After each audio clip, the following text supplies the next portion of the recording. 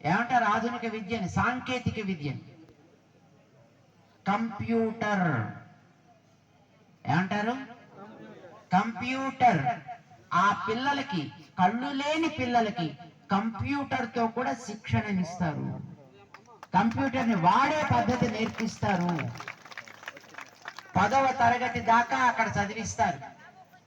10వ తరగతి దాటిన తర్వాత ఇంటర్మీడియట్, డిగ్రీ. మన హైదరాబాద్ లో మా ఈ స్వాములంతా చూశారు, అక్కడ వాళ్ళు అక్కడ చదువుతారు. ఈ పై చదువులన్నీ అక్కడ కూడా కంప్యూటర్ మీదే చదువుతారు.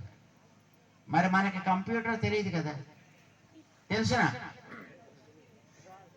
మీ చేతిలో సెల్ ఫోన్ ఉంది కదా, ఈ సెల్ ఫోనే ఇంకా పెద్దదిగా ఉంటే కంప్యూటర్ అంటారు.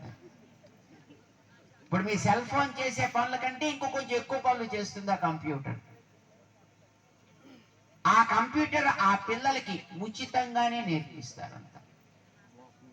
2001వ సంవత్సరం నుంచి ఇక్కడ మనకి ఆ అంధులకి జరిపే విద్యా సేవ జరుగుతోంది. మీ ప్రాంతాల్లో ఎక్కడ వాళ్ళైనా పర్వాలేదు, ఎవరైనా పర్వాలేదు, వాళ్ళు అంధులై ఉండి చదివించాలి అనే శ్రద్ధ మీ తల్లిదండ్రులకి ఉంటే మీరు తీసుకొచ్చి అక్కడ మన వారిజలో ఆ పిల్లల్ని చేరిస్తే చక్కగా వాళ్ళకి అన్ని రకాల సౌకర్యాలు కలిగించి మంచిగా పాఠాలు చెప్తారు. మీకు ఇంకో రహస్యం కూడా చెప్తా, అక్కడ చదువుకునే పిల్లలు కేవలం చదువులు మాత్రమే కాదు, ఆటలు కూడా ఆడతారు.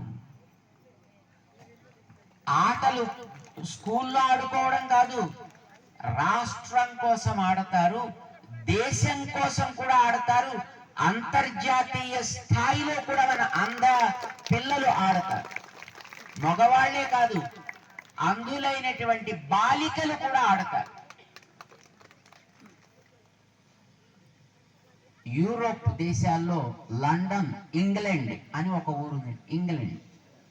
ఆ ఇంగ్లాండ్ లో T20 బాలికల కోసమని క్రికెట్ కాంపిటీషన్. క్రికెట్ విన్నారు ఎప్పుడైనా మీరు? క్రికెట్ ఎంతమంది తెలుసు? క్రికెట్ అంటే అబ్బో, ఇది మాత్రం అందరికీ తెలుసు. ఈ క్రికెట్ ఆడపిల్లల కోసం, అందులోనూ అంధుల కోసం జరుగుతుంది. దేశంలో విదేశాల్లో ఉండేటటువంటి అలా చదువుకున్న పిల్లలంతా వస్తారు అక్కడికి. అలా కాంపిటీషన్స్ జరిగే వాళ్ళందరికీ ఆ జరిగిన దాంట్లో మన దగ్గర చదువుకున్నటువంటి పిల్లలు కూడా వెళ్ళారు. వెళ్ళడమే కాదు, వాళ్ళు అక్కడికి వెళ్ళి ఆ ఇంగ్లాండ్నే ఓడించి, ఆస్ట్రేలియాని ఓడించి, పాకిస్తాన్ని ఓడించి మన భారతదేశానికి T20 కప్ తీసుకొచ్చారు.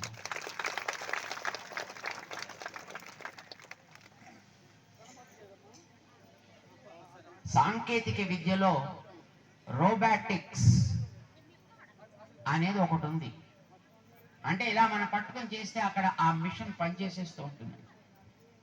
రిమోట్ తోటి పనిచేస్తుంటారు కదా, అలాగే చేసేటటువంటి దాన్ని రోబాటిక్స్ అంటారు. అలాంటి రోబాటిక్స్ లో మన పిల్లలు నేర్చుకుని ప్రపంచంలో 135 దేశాల నుంచి సుమారు 35,000 మంది పిల్లలు వస్తారు.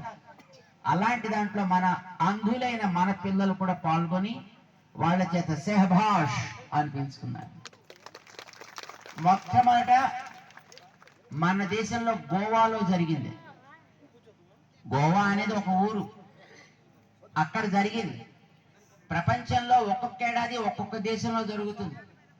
మన దేశంలో 2023లో జరిగింది గోవా. అక్కడికి మన పిల్లలు వెళ్ళారు. అక్కడ ఉండే పెద్దవాళ్ల చేత భుజం తట్టించుకొని సెహబాష్ అనిపించుకొని వచ్చారు. ఆ తర్వాత ఏడాది అమెరికాలో జరిగింది, హ్యూస్టన్ అనే ఒక మహానగరంలో జరిగింది. అక్కడికి మన పిల్లల్ని రమ్మని పిలుచుకున్నారు వాళ్ళు. మన స్కూల్లో చదువుకునే 11 మంది అక్కడికి వెళ్ళారు, పాల్గొన్నారు. వాళ్ళ చేత సెహబాష్ అనిపించుకుని వచ్చారు. అంధులకి కూడా సేవలు అందిస్తారు. అంచేత అంధులైన పిల్లలు ఎక్కడైనా మనకు కనిపిస్తే చెప్పండి, వాళ్ళని తీసుకొచ్చి మన పాఠశాలలో వాడికి మంచి చదువు చెబుదాం, వాళ్ళని అంతర్జాతీయ స్థాయికి ఎదిగేటట్టుగా చేద్దాం.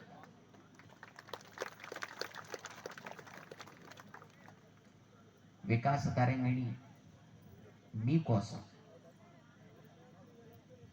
ఈ సేవల్ని చక్కగా అందించాలి, ఇంకా బాగా చెయ్యాలి అని కోరుకుంటోంది. అలానే ఇప్పుడు సుమారుగా మీ దగ్గర నుంచి 100 మంది యువకులు అక్కడికి వచ్చి చక్కగా అర్చన నేర్చుకుని మంచిగా తయారవుతున్నారు. ఇంకా ఎంతో మందికి నేర్పాలనే కోరిక మాకుంది. దాన్ని మీరు చక్కగా అందుకుని మీ ప్రాంతానికి, ఈ మన్యం ప్రాంతానికి, ఈ అడవి మాత మనకిచ్చే ఉపకారానికి ముద్దు బిడ్డలుగా మీరందరూ కూడా ఇవి చక్కగా నేర్చుకుని మంచిగా ఆ తల్లి మనస్సు సంతోషపడేటట్టు చేస్తారని మేము ఆశిస్తున్నాం. మీ అందరికీ కూడా అన్ని రకాల శుభము జరగాలి అని మేము భగవంతుడిని ప్రార్థన చేస్తూ జై శ్రీమన్నారాయణ, జై జై శ్రీమన్నారాయణ.